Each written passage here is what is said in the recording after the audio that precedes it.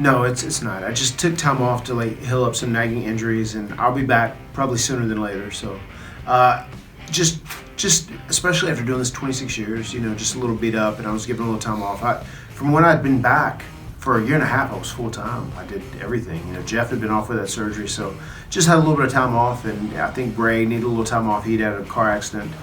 So I think with just a little bit of time off for everyone, and I think you're going to see an evolution of Bray Wyatt and an evolution of Matt Hardy the next time we come back out. So.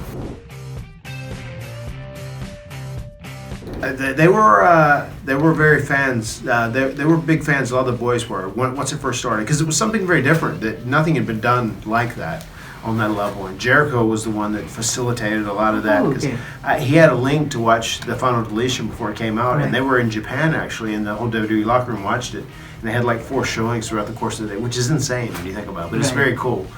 But like upon coming back and finally getting to the point where I could become Woken Matt Hardy and the Ultimate Deletion, considering I got to do that in the main event, slot on Raw, was such an honor. I mean, like, that was one of the things, and I don't think, because it wasn't Vince's creation or WWE's creation, I think it's one of those things like it's hard for them to get fully behind something like that. But to be able to do that and have that match featured, and I kind of got to.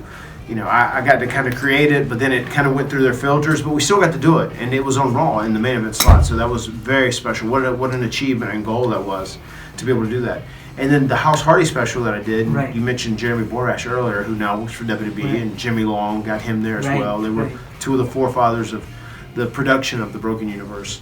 So to be able to do that House Hardy special was amazing, and we kind of got to do that ourselves. So it was so much fun and so great, and looking forward to doing more of that going forward. I did see it. I was aware they were doing it, and I remember I was somewhere, I was working, and I was able to catch it on TV though. I did see it. Jeff and I actually watched it together. Well, I think the issue with some of that, and even we'll say the House of Horrors match too, that Bray had. And I've had these conversations obviously because myself and Bray Wyatt became great friends while we were teaming. But like, I feel like in that environment, this was my mindset. I feel like wrestling fans understand wrestling as entertainment, and they know it's entertaining concept. Sure, these guys are great athletes when you go out there, but I feel like when you present something that is so broad and so imaginative as like the Final Deletion or the House of Horrors, I feel like you can't take yourself too serious.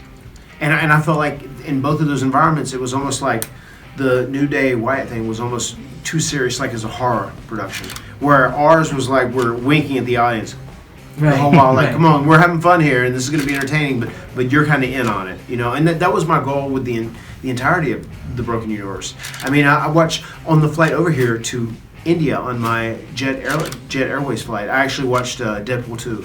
Okay. And Deadpool is very reminiscent of like what I was trying to do with the whole Broken Universe. Like I don't know if you've ever seen the show. It's on the States. It's Preacher, but it has a lot of the same humor. It's like this fantastical world.